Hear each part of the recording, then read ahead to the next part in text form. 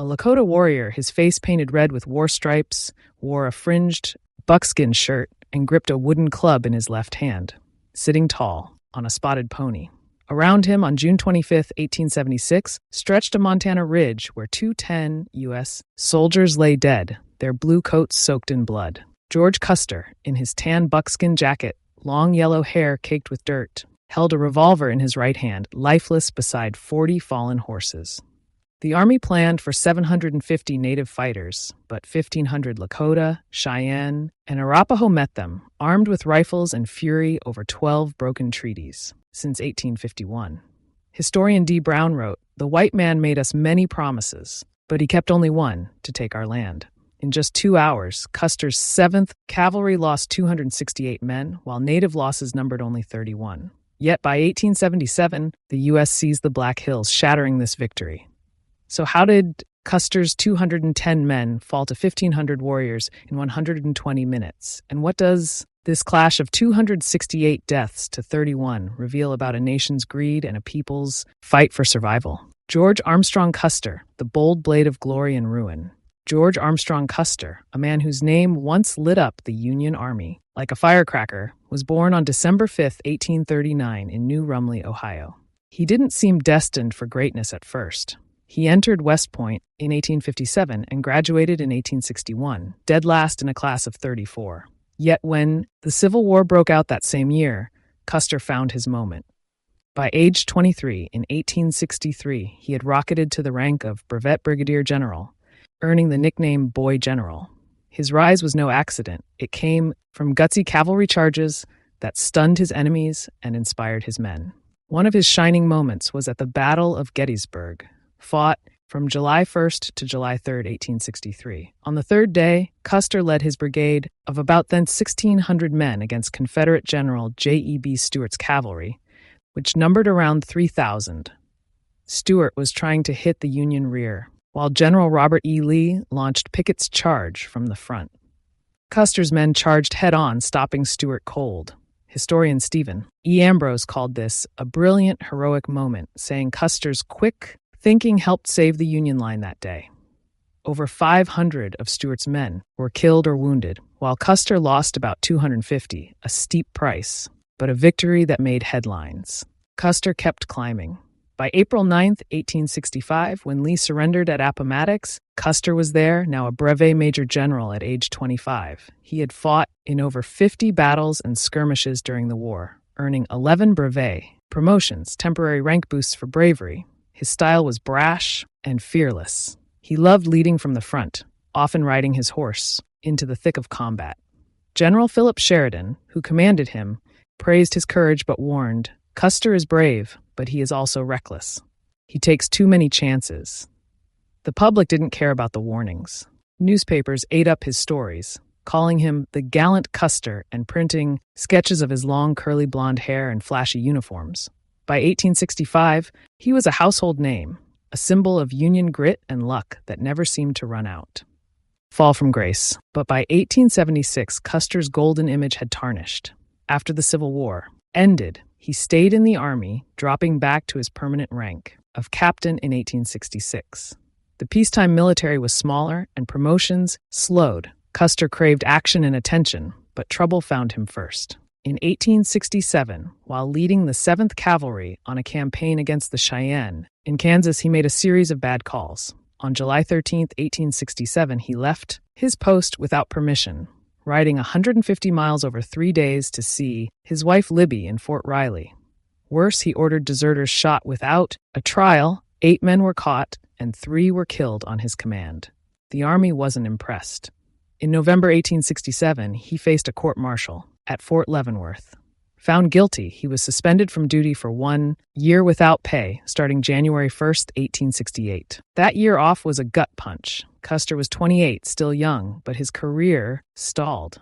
His reputation took a hit too. Some officers called him unreliable, and the press started whispering about his flaws.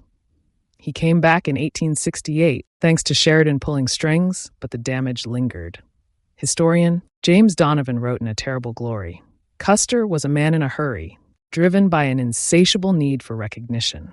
You can see it in his letters to Libby. In one from 1873, he wrote, "I must succeed again, or I am finished. The past follows me like a shadow." He got a chance to prove himself in the Indian Wars, leading the 7th Cavalry against tribes like the Cheyenne and Sioux. His win at the Battle of Washita on November 27, 1868, helped a bit. He attacked a village of 250 people, killed about 100, including women and children, and lost 21 men. It was messy, but the army called it a victory. Still, Custer wasn't satisfied. By 1876, he was 36 and itching for a big win to erase the court-martial stain. That chance came with the Little Bighorn campaign. The U.S. government wanted to force the Lakota and Cheyenne onto reservations after gold was found in the Black Hills. In 1874, Custer's 7th Cavalry, about 600 strong, was part of a three-pronged attack led by General Alfred Terry. On June 22, 1876, Terry sent Custer to scout the Little Bighorn River Valley and stop the native forces from escaping. It wasn't just a mission, it was his redemption shot. He told his officers, "This will be our day," according to survivor accounts. But that day, June 25, 1876, would end his story, and 264 of his men, in a way no one expected. So, what went wrong at Little Bighorn? Was Custer doomed by his own hubris, or was he a victim of forces beyond his control? Let's break it down, with the facts and what historians say. First, the hubris argument. Custer's scouts, Crow men like White Man Runs Him, spotted the native village on June 24, 1876. They warned him it was huge, with maybe 1,500 warriors, far more than his 600 soldiers could handle. The village stretched 3 miles along the river, housing over 7,000 people total, including fighters from the Lakota, Cheyenne, and Arapaho. Custer didn't buy it. He said, "I've fought more Indians than any man in this command, and I've never seen a village I couldn't whip."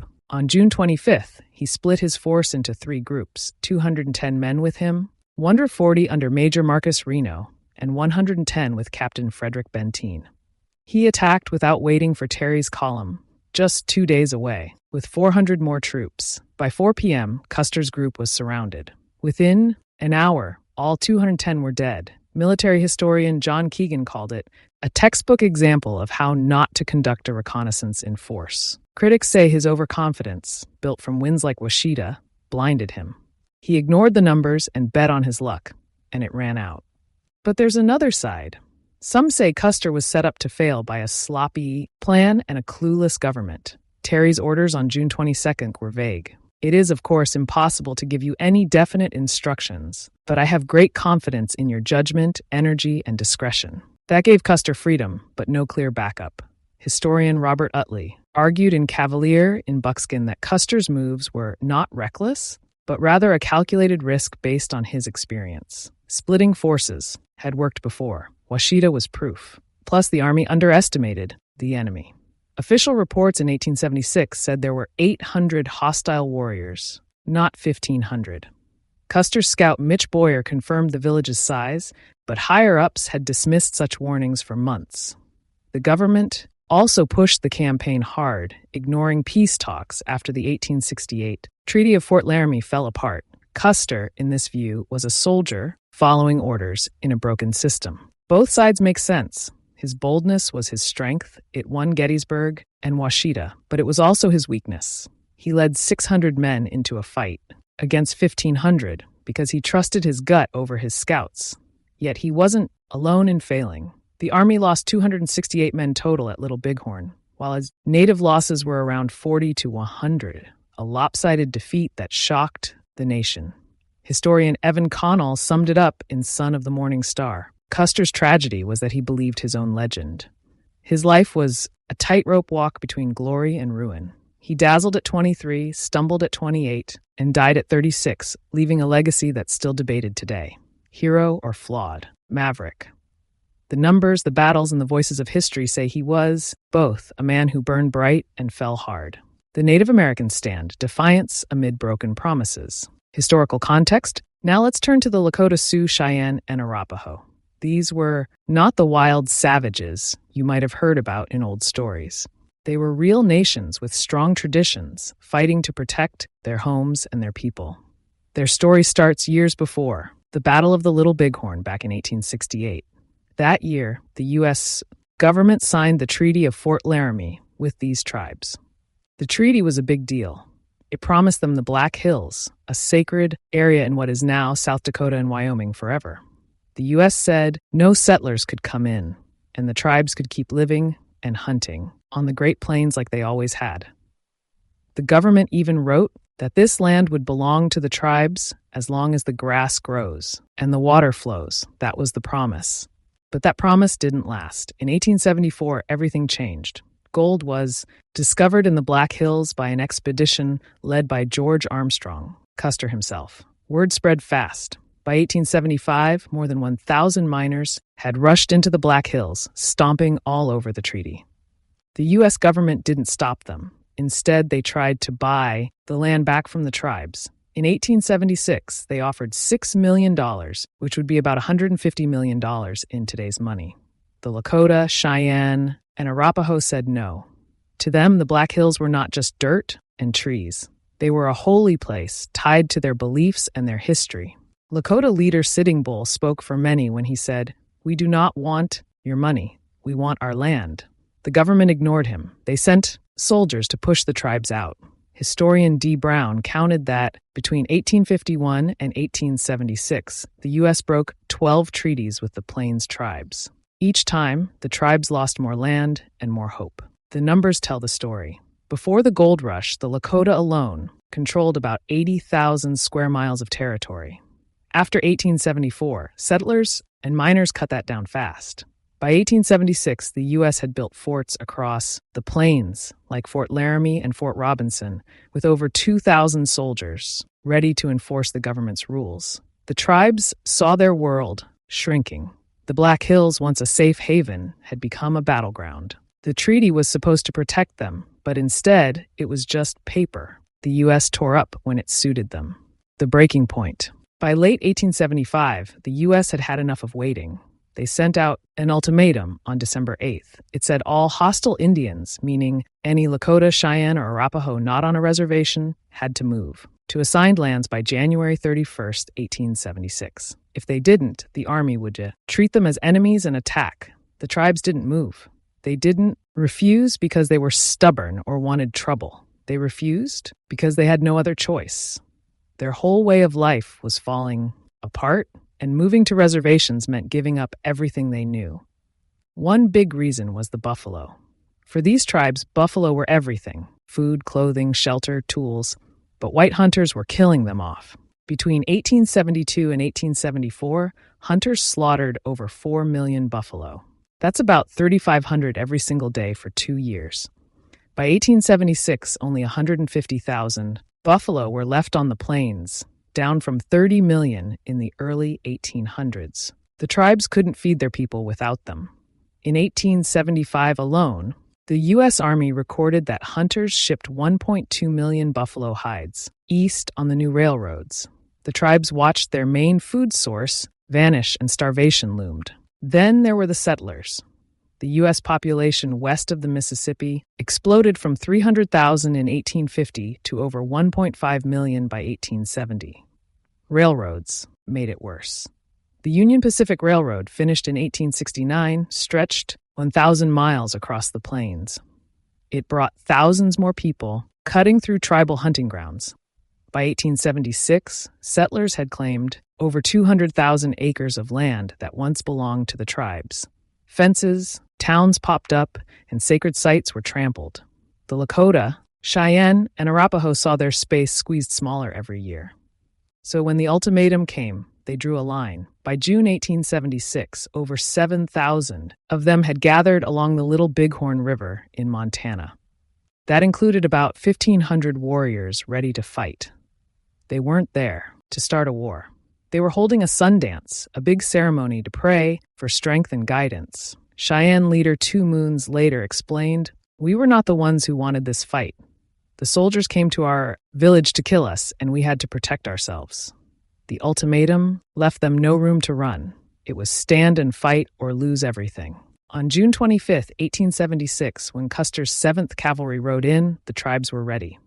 Critical lens. History books sometimes make it sound like the Native Americans were the bad guys at Little Bighorn. They say the tribes attacked Custer out of nowhere, like wild raiders. But that's not what happened. Let's look at the facts. On that day, the Lakota, Cheyenne, and Arapaho had about 1,500 warriors. Custer had 600 soldiers. Yes, the tribes had more men, but they were fighting on land they knew better than anyone. This wasn't some random spot. It was their home, a place their families had lived for hundreds of years, promised to them by the 1868 treaty. They weren't the invaders, Custer was. Their victory wasn't an accident. It came from smart planning and a fierce need to survive. The warriors, led by chiefs like Sitting Bull and Crazy Horse, used the land to their advantage. The Little Bighorn Valley had a river, steep ridges, and deep ravines, perfect for defense. They split Custer's forces, drawing them into smaller groups. Then, they hit from all sides with arrows and rifles. Custer's own scouts, including Crow Indians working for the U.S., warned him that the village was huge, maybe 10,000 people total. He didn't listen. He split his 600 men into 3 parts and charged in. By the end of the day, 268 U.S. soldiers were dead, including Custer. The tribes lost between 40 and 100 warriors, a heavy price but far less than their enemy. Historian Robert Utley wrote in his book The Lance and the Shield, "The Indians won because they had more fighters, better leaders, and a stronger reason to fight. They were protecting their wives, children, and homes. This wasn't a fluke or blind luck. It was a desperate stand that worked." Sitting Bull didn't even fight. He stayed in the village, leading prayers. But his vision of soldiers falling into camp inspired the warriors. Crazy Horse led the charge, shouting, "It is a good day to die." Their knowledge of the terrain and their will to defend their people made the difference. But the win didn't last. After Little Bighorn, the U.S. sent 2,500 more troops to the plains. By 1877, most of the Lakota, Cheyenne, and Arapaho were forced onto reservations. The government took the Black Hills for good, and by 1880, only 1,000 buffalo remained. The tribe's way of life was crushed. Sitting Bull said it best, "The white man made us many promises, but he kept only one, to take our land." At Little Bighorn, they weren't aggressors. They were defenders, fighting an army that broke every rule to push them out. On June 25, 1876, they proved they could win. But the odds were too big, and their triumph was short. Still, that day stands as proof of their courage and their right to resist. The path to disaster, a strategy collapses. The Army's strategy. The U.S. Army had a plan in the summer of 1876 to defeat the Lakota, Cheyenne, and Arapaho tribes. This plan came from General Alfred Terry, a Civil War veteran who was leading the campaign. His idea was to use 3 groups of soldiers, called columns, to surround the tribes and trap them. Each column had a specific job. Colonel John Gibbon led about 450 men from the west, moving along the Yellowstone River. General George Crook had around 1,000 soldiers coming up from the south, starting in Wyoming. The 3rd column, which included Lieutenant Colonel George Armstrong Custer and his 7th Cavalry, had about 600 soldiers. Custer's group started from Fort Abraham Lincoln in Dakota Territory and was supposed to block the tribes from escaping south. Together, these 3 columns had around 2,500 men. Terry thought this would be enough to force the tribes to give up or fight where the army wanted them to. The plan sounded good, but it had big problems. Terry did not know how many warriors he was facing. The Army's reports, based on information from Indian agents and scouts, said there were about 800 warriors. This number came from a Bureau of Indian Affairs estimate in early 1876, which counted the hostile Indians who left the reservations. But that number was wrong. By June 1876, the tribes had gathered a huge camp along the Little Bighorn River. There were over 7,000 people in total, including about 1,500 warriors. That's almost double what Terry expected. Historian James Donovan wrote in his book A Terrible Glory that the Army didn't realize how united the tribes were. Normally, the Lakota and Cheyenne lived in smaller groups, but that summer they came together for a big Sundance ceremony led by Sitting Bull. This made their camp the largest gathering of Plains Indians ever seen, with warriors ready to fight. Another problem was that the 3 columns didn't work together well. On June 17, 1876, just 8 days before the Battle of the Little Bighorn, Crook's column fought a battle at the Rosebud. About 1,000 Sioux and Cheyenne warriors attacked his 1,000 soldiers. Crook lost 28 men and had 56 wounded, while the tribes lost around 13 warriors. After this fight, Crook pulled back to Wyoming to get more supplies. He didn't tell Terry or the other columns he was out of the fight. This was a big blow to the plan. Without Crook's 1,000 men coming from the south, the tribes could focus all their strength on the other two columns. Terry didn't learn about Crook's retreat until after the disaster at Little Bighorn. By then, it was too late. The Army's trap was already broken, and Custer's column was left to face the tribes alone.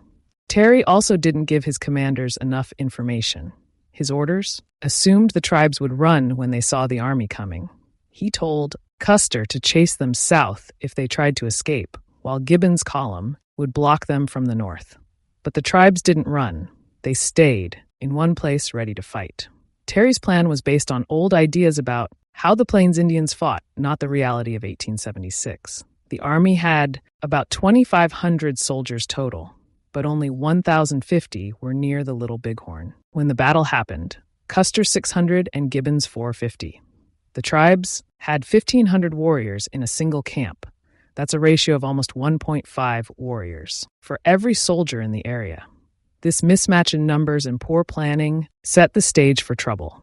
Now let's talk about what Custer did. On June 22, 1876, Terry met with Custer and Gibbon on a boat called the Far West. They went over the plan one last time. Terry told Custer to take his 600 men south, along the Rosebud River, then west toward the Little Bighorn Valley. His job was to find the tribes and stop them from going south. Terry and Gibbon would bring their 450 men from the north to meet Custer around June 26 or 27. But Terry's orders were not strict. He wrote, "The department commander places too much confidence in your zeal, energy, and ability to wish to impose upon you precise orders which might hamper your action when nearly in contact with the enemy." This meant Custer could decide what to do on his own. For a man like Custer, who loved taking risks, this was an invitation to act fast and bold. Custer got warnings that should have made him careful. On June 24th, his Crow scouts climbed a hill called the Crow's Nest. From there, they saw the Native American camp in the valley. They counted thousands of horses and saw smoke from campfires stretching over 3 miles. One scout, Mitch Boyer, told Custer, "This is the largest village I've ever heard of." Another scout, Bloody Knife, said the enemy was too big for the 7th Cavalry to fight alone. Custer didn't believe them. He thought the scouts were scared and making the camp sound bigger than it was. He had only 600 men, but he was sure he could win. In the past, he had beaten smaller Indian groups with fast attacks. He once said, "I could whip all the Indians in the Northwest with the 7th Cavalry." That confidence drove his next move. On June 25th, Custer decided to attack right away. He didn't wait for Terry and Gibbon's 450 men, who were just 2 days away. Instead, he split his 600 soldiers into 3 groups.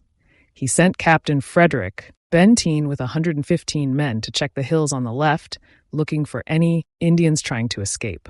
Major Marcus Reno got 140 men and was told to cross the Little Bighorn River and hit the village from the south. Custer took 210 men and went north, planning to attack from another direction. He thought splitting up would confuse the tribes and let him hit them from all sides. But this choice made his forces weaker. Each group was now small, 115 with Benteen, 140 with Reno, and 210 with Custer. Against 1,500 warriors, that was not enough. Custer's scouts kept warning him. On the morning of June 25th, they saw the village again and told him it was too big. One report said the camp had over 1,000 lodges, which meant thousands of people. Custer ignored this. He believed speed was his advantage. In 1873, during the Yellowstone expedition, he chased Sioux warriors but couldn't catch them because they scattered. He didn't want that to happen again, so he pushed forward, thinking a quick strike would win the day. Historian Nathaniel Philbrick, in The Last Stand, wrote, "Custer's decision to divide his regiment was based on his belief that the Indians would flee, not fight. He was wrong. Splitting his men turned out to be a deadly mistake." So why did this go so wrong? Was it Terry's fault? Custer's fault? or both? Let's look at the facts and what experts say. Terry's plan had big weaknesses. He didn't know the tribes had 1,500 warriors, not 800. His own reports from May 1876 said there were not more than 500 warriors in the area. That was off by 1,000. He also didn't make sure his 3 columns could talk to each other. When Crook lost at the Rosebud on June 17th, he had 28 killed and 56 wounded, while the tribes lost maybe 13 men. Crook's retreat left Terry with only 1,050 soldiers near the Little Bighorn, not the 2,500 he planned for. Historian Robert Utley wrote in Cavalry and Buckskin, Terry's strategy depended on perfect timing and accurate numbers. He had neither. If Terry had better information or tighter control, he might have stopped Custer from going in alone. But Custer's actions made things worse. He attacked on June 25th with 600 men, even though Terry's 450 were close behind. Waiting 2 days could have given him 1,050 soldiers total. That's almost double his force, and it might have changed the outcome. Instead, he split his 600 into 3. 115 with Benteen, 140 with Reno, and 210 with himself. The tribes had 1,500 warriors all together in one camp. That's a ratio of 2.5 warriors for every soldier Custer had. Military rules say you should keep your force united against a bigger enemy. Custer did the opposite. Historian John Keegan, in Fields of Battle, said Custer's attack was a reckless gamble based on incomplete intelligence. He broke the rule of concentration. Custer's men paid the price. Reno's 140 soldiers hit the village first and faced hundreds of warriors. They lost 40 men and retreated across the river. Custer's 210 were surrounded on a hill and all killed. Benteen's 115 joined Reno later, but they couldn't save Custer. The 7th Cavalry lost 268 killed and 55 wounded total. The tribes lost between 40 and 100 warriors, though exact numbers are unclear. That's a huge difference. Historian Stephen E. Ambrose wrote, Custer's decision to divide his command turned a tough fight into a massacre. Some say Terry's loose orders were the real problem. He told Custer to use his own judgment, which was risky with someone so bold. In his book, Son of the Morning Star, Evan Connell wrote, Terry gave Custer too much freedom and Custer ran with it. At the Battle of Washita in 1868, Custer used a split force to attack a Cheyenne village and won, killing over 100 people. That success made him think he could do it again. But Little Bighorn was different. The enemy was bigger, united, and ready. Both men made mistakes. Terry's plan underestimated the tribes and fell apart when Crook retreated. Custer's haste and splitting his force turned a bad situation into a disaster. The numbers show it. 600 soldiers against 1,500 warriors, split into groups too small to win. Historian James Donovan said, poor planning and Custer's overconfidence built the path to defeat. The Army's strategy collapsed, and Custer's choices finished it. The Battle of the Little Bighorn on June 25, 1876, became one of the Army's worst losses, all because of decisions that didn't match the reality on the ground. The battle, chaos, and collapse at Little Bighorn Reno's assault. The Battle of the Little Bighorn started with Major Marcus Reno's attack. On June 25, 1876, he led 130 men, not 140 as some early reports claimed, across the Little Bighorn River. His mission came straight from General Knopp, crossed the river at about 3 p.m., hit the southern end of the Native American village, and pushed the tribes out into the open. Reno trusted that Custer would attack from the north to back him up. He had no idea Custer was already moving away, chasing what he thought was the main camp. As Reno's soldiers splashed through the shallow water, they saw a huge village ahead. It stretched over 3 miles along the river, with more than 1,000 teepees and thousands of horses grazing nearby. The camp held around 7,000 people, including women and children, according to historian John Gray. Reno's 130 men formed a skirmish line on the open plain. They started firing volleys into the village, hoping to scare the tribes into running. But instead of fleeing, hundreds of Lakota, Cheyenne, and Arapaho warriors came rushing out. The Native American forces had about 1,500 fighters total, though not all faced Reno at the same time. Still, within minutes, 500 to 600 warriors charged at his small group. Some rode horses bareback, swinging war clubs and firing rifles.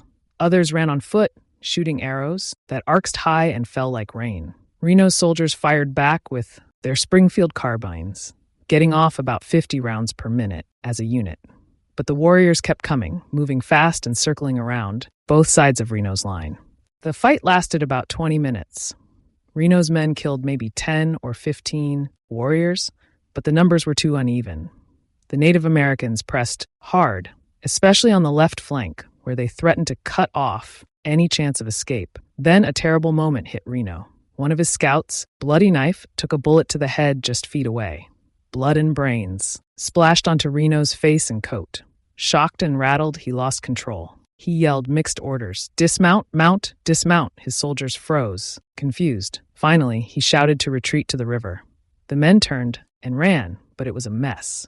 Warriors chased them, firing bullets and arrows into the crowd.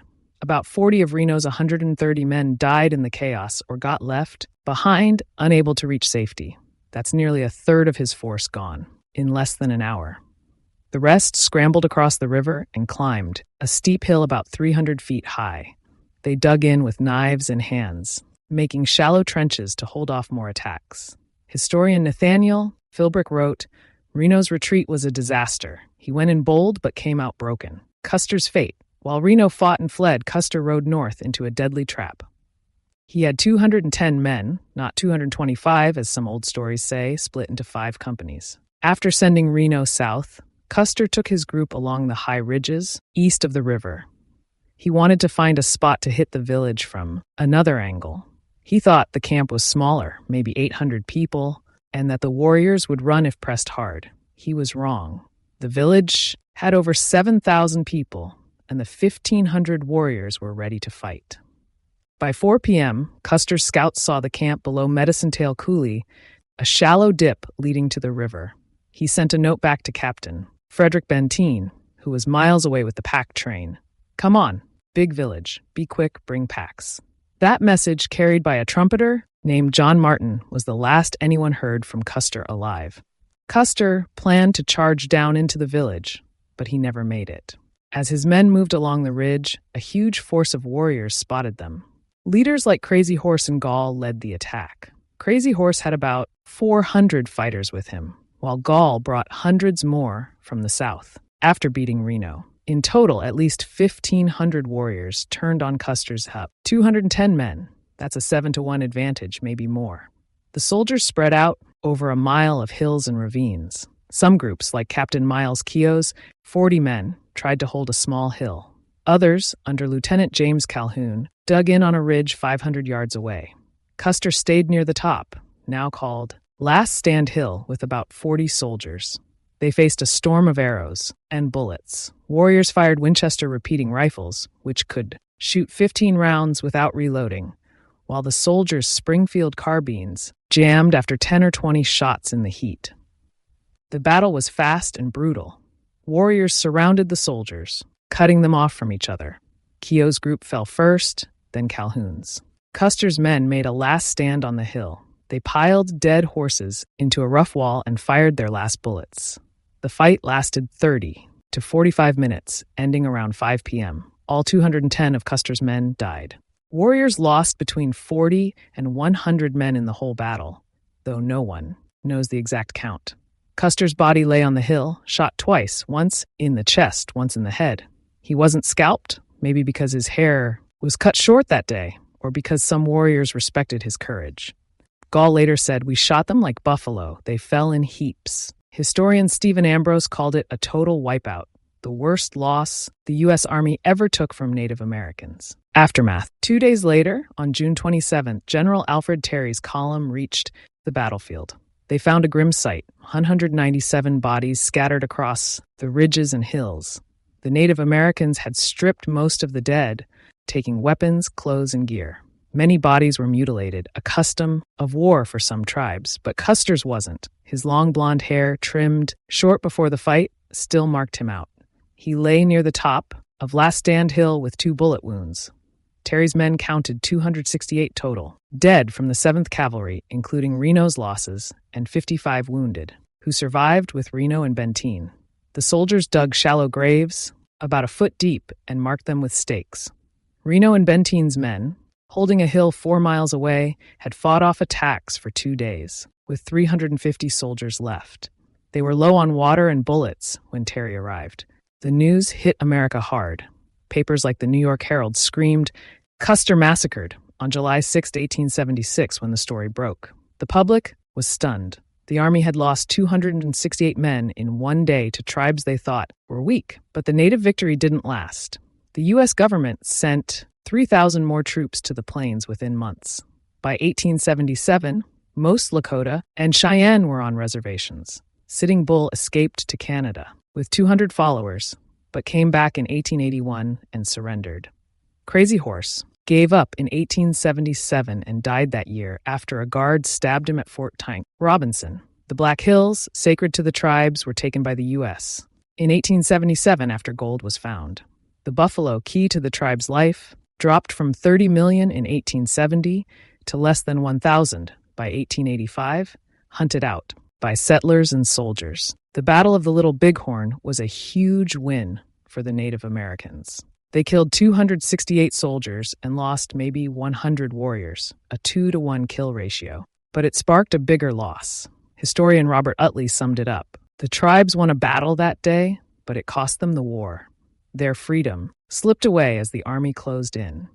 By 1880, the Plains Indians' old life was gone, replaced by reservations and broken promises. The fight at Little Bighorn, so loud in 1876, faded into a quiet echo of a lost world. Legacy, shadows, and unanswered questions of Little Bighorn. Survivor's burden. After the Battle of the Little Bighorn on June 25, 1876, Major Marcus Reno and Captain Frederick Benteen faced a storm of questions and blame. They were not with General George Custer when he and his 210 men died. Instead, they held their position on a steep hill about 4 miles away. Their decision kept the remaining 350 soldiers of the 7th Cavalry alive. This was no small feat. On that day, Reno had tried to attack a massive Native American village with about 150 men, following Custer's orders. The village had over 1,000 Lakota and Cheyenne warriors, far more than expected. Reno's attack failed quickly. His men were outnumbered, and he lost 40 soldiers in just 20 minutes. He ordered a retreat across the Little Bighorn River to a hill with high bluffs. There, they dug in to fight. Around 4 p.m., Benteen arrived with his 115 men. He had been sent by Custer earlier to scout the southern hills. But Custer's last message reached him at 3:30 p.m. It said, "Come on, big village, be quick, bring packs." Benteen did not rush to Custer. Instead, he stopped to water his horses and then joined Reno on the hill. Together, they faced attacks from hundreds of warriors for 2 days, June 25th and 26th. They had 350 men total, while estimates say the native forces numbered between 1,000 and 1,500. By June 27th, when General Alfred Terry arrived with reinforcements, Reno and Benteen had 55 wounded men, almost no ammunition, and barely any water left. Still, they survived. Custer's group did not. All 210 of his soldiers died. Back in the United States, people asked hard questions. Why didn't Reno and Benteen try to save Custer? They heard gunfire from the north, where Custer fought. Some thought they should have ridden to help him. Critics called them cowards. Reno took the most blame. In 1879, he requested a court of inquiry to defend himself. The court met in Chicago for 26 days and called 23 witnesses. They studied maps, letters, and timelines from the battle. The judges ruled that Reno and Benteen made the right choice. They said Reno's retreat from the village was justified because he faced overwhelming odds. They also said that trying to reach Custer would have been suicidal. Custer's orders were unclear, and his plan was weak. Historian James Donovan wrote in his book, A Terrible Glory, that the court was fair. He said Reno and Benteen saved half the regiment by staying put. Charging into the unknown would have killed them all. The numbers back this up. 350 men lived because they held the hill, while 268 died with Custer. But the public did not let it go. Some soldiers who survived said Reno lost control. Private William Taylor wrote in his memoir that Reno was nervous and shaky after a warrior named Bloody Knife was shot dead next to him during the retreat. Lieutenant Charles Varnum claimed Reno drank whiskey on the hill during the two-day fight. Benteen faced accusations too. He disliked Custer and admitted it. Some said he delayed his return on purpose to avoid helping him. Benteen argued he didn't know where Custer was and that Reno's men needed him more. The court agreed with him, but newspapers like the New York Herald kept the rumors alive. They called Reno a drunk and Benteen a traitor. Reno's life fell apart after 1876. He faced 2 court-martials for drinking and fighting, and the army dismissed him in 1880. He died in 1889, poor and alone. Benteen retired in 1888, but the shadow of Little Bighorn followed him. The evidence supports their choice. When Benteen joined Reno, warriors were still attacking the hill. Leaving to find Custer would have meant moving 350 tired men across 4 miles of open land, with over 1,000 native fighters nearby. The battlefield was full of hills and ravines, blocking their view. Gunfire echoed all around, so they couldn't tell where Custer was. Historian Robert Utley wrote, Reno and Benteen had no way to know Custer's fate. They did what any commander would do, protect their men. The facts are clear. They saved 350 lives. Custer lost 210. That's a difference of 558 men in total strength, with half surviving because of their decision. Survival, not betrayal, was their goal. The enigma of Deep Ravine. Another question from the Battle of the Little Bighorn still haunts us. What happened in Deep Ravine? On June 27, 1876, when General Terry's men reached the battlefield, they found 197 bodies scattered across the ridges and hills where Custer's group fought. Most were near Last Stand Hill, but later they discovered 28 more bodies in a narrow gully called Deep Ravine, about 300 yards away. These were soldiers from Company E, the Gray Horse Troop, named for their light-colored horses. The ravine was steep, about 20 feet deep and 10 feet wide, with thick brush at the bottom. The 28 bodies were piled together, but no one knows how they died. Were they running away? Were they charging the enemy? Or were they stuck defending a bad spot? In 1876, the Army buried these 28 men quickly in a mass grave. Unlike the other 197 bodies, they didn't mark the graves with headstones. For years, people forgot about Deep Ravine. Then, in 1983, a wildfire burned the grass at the battlefield. Archaeologists took the chance to dig. They found over 100 items in the ravine, including bones, bullets, boot buckles, buttons, and cartridge cases. This proved the 28 men died there, but it didn't explain why. Some historians think they tried to escape toward the Little Bighorn River, half a mile away, but warriors stopped them. Others believe Custer sent them to guard the ravine, and they got overrun. Historian Gregory Mickno suggests they were trying to save wounded soldiers and got trapped. No one knows for sure. The ravine itself tells us little. It's a tough place to fight or run. At 20 feet deep and 10 feet wide, it's narrow and steep.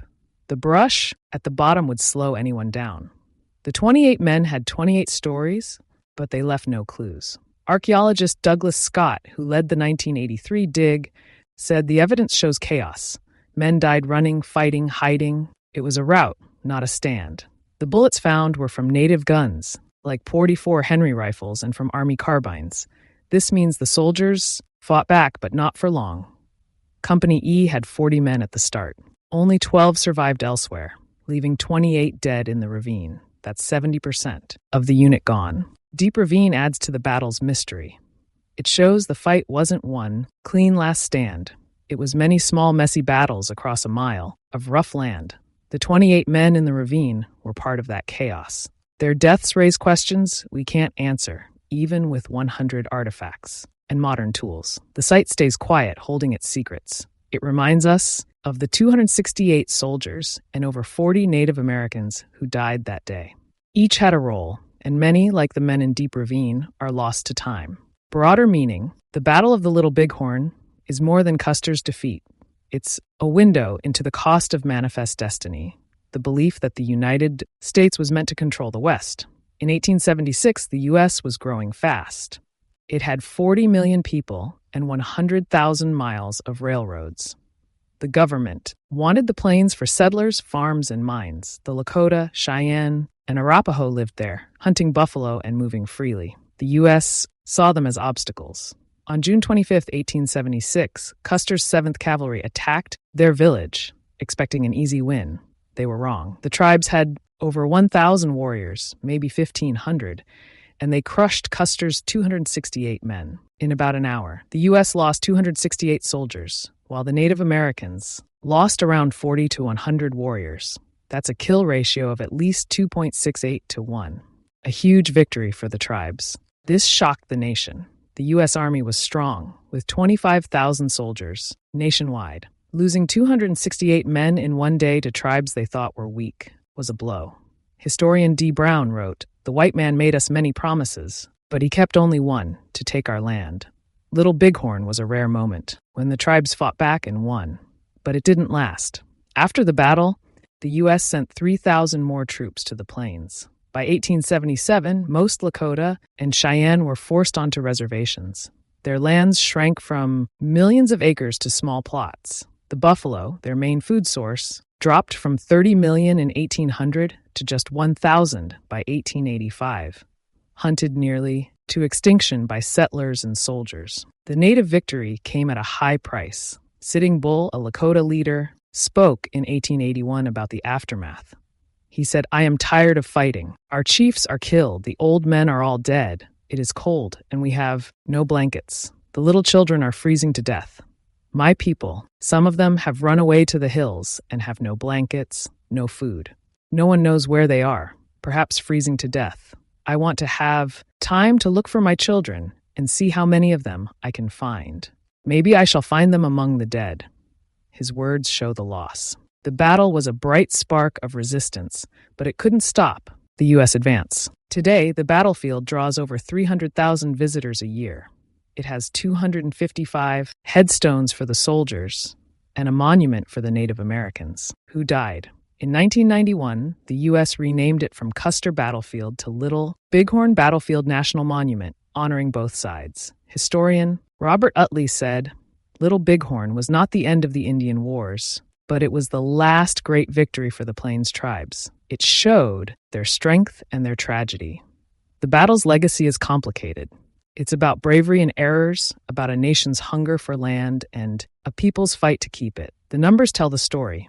268 soldiers dead, 350 saved, 40 to 100 warriors lost, and a way of life destroyed. Little Bighorn's shadows and questions linger, a reminder that history is full of pain and lessons. As we draw this journey through the Battle of the Little Bighorn to a close, let's reflect on its weight and meaning. The Little Bighorn stands as a clash of wills, where General George Armstrong Custer's bold gamble collided with the fierce resolve of the Lakota, Cheyenne, and Arapaho. On that June day in 1876, the rolling hills of Montana bore witness to a swift and brutal encounter. Custer and 268 of his men fell, a staggering loss for the U.S. Army. Yet the native warriors, though victorious in the moment, paid dearly too, as their triumph foreshadowed the erosion of their way of life. This was no simple tale of winners and losers.